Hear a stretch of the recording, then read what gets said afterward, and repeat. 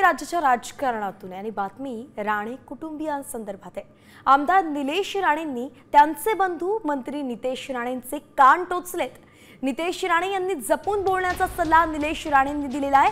आपण महायुतीत आहोत हे विसरून चालणार नाही अशी आठवण निलेश राणेंनी आपले धाकटे बंधू नितेश राणेंना करून दिली आहे। खरं तर याची पार्श्वभूमी सांगायची तर नितेश राणेंनी आपल्याच मित्रपक्षांना भर सभेमध्ये इशारा दिला होता आणि त्यानंतर आपण पाहतोय की त्यांचे बंधू निलेश राणेंनी नितेश राणेंचे कान टोचले। निलेश राणेंनी काय ट्विट केलं आपण पाहतोय। नितेशनं जपून बोलावं, हे भेटल्यावरती बोलेनच, पण आपण बोलताना भान ठेवून बोललं पाहिजे। आपल्या बोलण्यापेक्षा कोणाचा फायदा करतोय याचं भान असलं पाहिजे। आपण महायुतीमध्ये आहोत हे विसरून चालणार नाही।